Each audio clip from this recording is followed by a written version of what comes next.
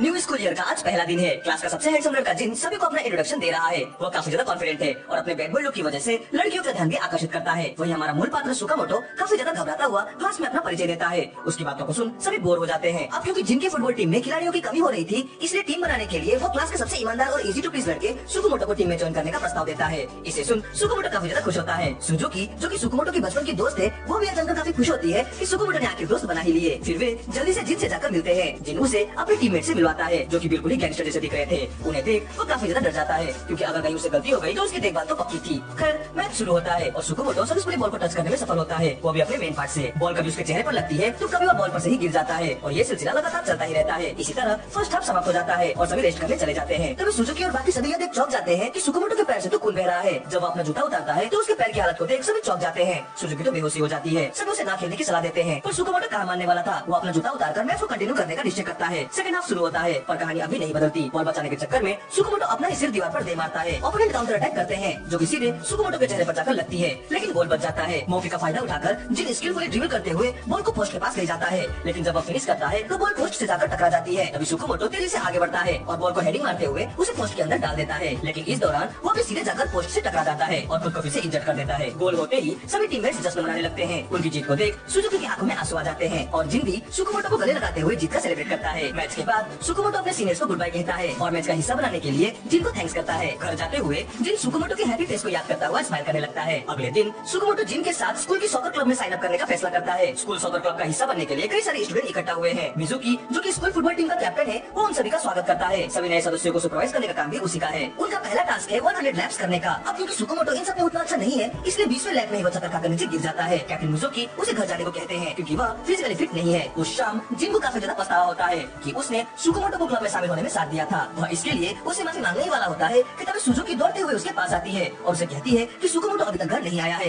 यह सुन वे दोनों जल्दी से फुटबॉल फील्ड की तरफ चले जाते हैं और देखते हैं कि वह तो कैप्टन मिजुकी के साथ प्रैक्टिस कर रहा था। मिजुकी उन्हें बताता है कि सुकामोटो ने उसका रास्ता रोककर उसे 100 लैप लगाने की रिक्वेस्ट की थी। फिर जिन सुकामोटो के पांव देखता है, जो कि पूरी तरह सूज गया था, लेकिन इसके बावजूद भी वो 100 लैप पूरी करने का जिद कर रहा था, लेकिन नहीं कर पाता। इसे देख जिन उसे शांत कराता है और उसकी प्रशंसा करता है, लेकिन सुकामोटो फुट फुट कर रोने लगता है कि वह इतना कमजोर क्यों है। खैर अगला प्रैक्टिस सेशन फर्स्ट ईयर वालों का होता है, जहाँ उन्हें प्रैक्टिस के लिए दौड़ जारी रखनी होगी। सुकामोटो अपनी धीमी गति और काफी थकने के कारण सबसे लास्ट पहुंचता है और लेट भी, जिसकी वजह से उन सभी को फिर से एक और लैप मारने की सजा मिलती है। वास्तव में आज उनको सुपरविजन सेकंड ईयर वाले कर रहे हैं और वे उनकी रैगिंग भी कर रहे हैं, पर जिन लैप के लिए नहीं जाता और बाकियों को चीयर्स करने लगता है। सीनियर्स के पूछने पर कि वो क्यों नहीं गया, जिन कहता है कि वो एक स्पेशल प्लेयर है और उसे दौड़ने की जरूरत नहीं। इसी सुन सीनियर्स बिल्कुल ही अवाक रह जाते हैं। शाम को सभी फर्स्ट ईयर के प्लेयर्स थक कर जमीन पर पड़े होते हैं। तभी जिन सुकामोटो को पीने के लिए पानी देता है। उसी समय उनमें से एक लड़का जिसका नाम क्यूसु है, वो खड़ा होता है और सुकामोटो को आरोप लगाते हुए कहता है कि उसकी वजह से टीम को बहुत ज्यादा तकलीफ उठानी पड़ रही है। न वो खेल में अच्छा है और न ही दौड़ ही पाता है। उसने पूरे ग्रुप को ही धीमा कर दिया है, जिसके कारण उन सबको पनिशमेंट मिलती है। सभी क्यूसु की बातों पर सहमत होते हैं। इसे सुन सुकामोटो वहाँ से भाग जाता है। अगले दिन जब सभी प्रैक्टिस के बाद घर जा रहे होते हैं तो वे देखते हैं कि सुकामोटो तो अकेले ही दौड़े जा रहा है। तभी उन्हें एक स्टूडेंट से पता चलता है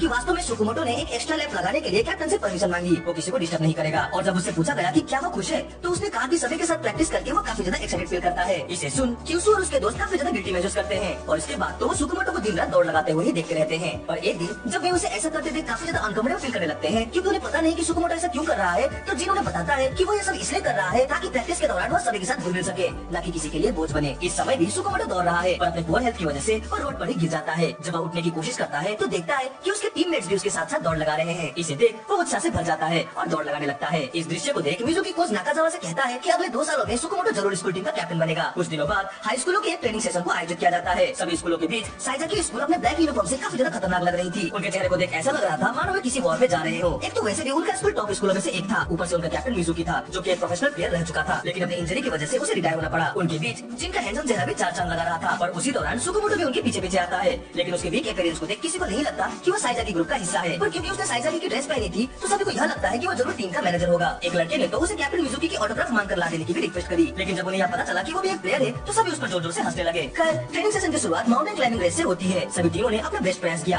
पर ये इतना आसान भी नहीं था। कई लोग थकावट की वजह से ही बाहर हो गए। इसमें कोई आश्चर्य की बात नहीं थी कि लीडिंग टीम साइजा की ही थी। सभी को यही लगा था कि उनका लीडर कैप्टन मिजुकी है, पर वो तो धीरे धीरे चलते हुए आ रहा था। सभी अचानक चौंक जाते हैं कि वास्तव में उनका टीम लीडर तो सुकामोटो है, पर वो तो बस एक नौसिखिया है जिसने अभी अभी सॉकर खेलना शुरू किया था, लेकिन उसी की वजह से पूरी टीम उत्साह से भरी हुई थी। बाद में सभी टीमें कैफेटेरिया में जाते हैं। वहाँ का खाना सभी को काफी पसंद आता है। खाने के दौरान सुकामोटो एक लड़के को जिन का मजाक उड़ाते हुए सुन लेता है कि जिन अभी भी उतना ही आलसी है जितना वो पहले था। सुकामोटो उस लड़के को इसका जवाब देने ही वाला होता है कि जिन उसे रोक लेता है। वह आदमी लगातार रूड व्यवहार करता रहता है और सुकुमोटो का भी मजाक उड़ाता है, लेकिन इस बार जिन इसे नहीं सह पाता और उसे अच्छा सा मजा चखाता है। लड़ाई की वजह से पूरे हॉल में हंगामा मच जाता है, जिसे संभालने के लिए खुद कोच को सामने आना पड़ता है। बाथरूम में सुकुमोटो क्यूसी से पूछता है कि मिडिल स्कूल के दिनों में जिन कैसा था। वो कहता है कि जिन एक टैलेंटेड फुटबॉलर था, वो अकेले के दम पर ही दूसरी टीम को हरा सकता था, लेकिन सीजन के अंत तक अपने आलसीपन और कम प्रैक्टिस की वजह से उसे टीम में जगह नहीं मिल सकी। फिर जब सुकुमोटो अपने कमरे में जाता है तो पाता है कि जिन को उसके मैनेजर से काफी ज्यादा डांट पड़ी है और उन्हें एक ही कमरा असाइन हुआ है। उस रात जब अचानक सुकुमोटो की आंखें खुलती है तो जिन उसे बेड पर नहीं मिलता। वो उसे ढूंढते हुए बाहर निकल जाता है और यादेव चौंक जाता है कि जिन इस आधी रात में अकेले ही प्रैक्टिस कर रहा था। उसे देख सुकुमोटो को एहसास होता है कि लोग उसके बारे में जो सोचते हैं वो शायद वैसा नहीं है। फिर वह जिन के पास जाता है और उसे बॉल पास करने के तरीके को सिखाने की रिक्वेस्ट करता है। जिन मान जाता है। सुकुमोटो को खुशी से बॉल टच करता देख जिन को भी काफी ज्यादा अच्छा लगता है और वो अपने पुराने एरोगेंट एटीट्यूड को चेंज करते हुए सुकुमोटो को करिश्माई शॉट्स मारकर दिखाने लगता है। इसे देख सुकुमोटो बहुत चक्का रह जाता है। रात भर प्रैक्टिस करने की वजह से वे दोनों काफी देर तक सोते रहते हैं, जिससे कि उनके लिए पूरे ग्रुप को काफी ज्यादा वेट करना पड़ता है। खैर सभी के इकट्ठा होने पर उन्हें बताया जाता है कि आज उनका प्रैक्टिस मैच ओमिया स्कूल से होगा। जिन इस मैच को नहीं खेल रहा, जिसे जान ऑपोजिट टीम थोड़ा डिसअपॉइंट हो जाती है, खासकर वो रूट लड़का। सभी एक दूसरे से हाथ मिलाते हैं और वह लड़का सुकुमोटो से हाथ मिलाने से इनकार कर देता है और उसकी बेइज्जती कर देता है। रिजल्ट के साथ ही मैच शुरू होती है और अपने पहले ही पास में बॉल सुकुमोटो से छूट जाती है, जिससे कि ऑपोजिट टीम को गोल मारने का एक अच्छा मौका मिल जाता है। और सौभाग्यवश गोलकीपर शानदार तरीके से बॉल रोकने में सफल हो जाता है। ऑपोजिट टीम को यह पता चल जाता है कि सुकुमोटो एक कमजोर कड़ी है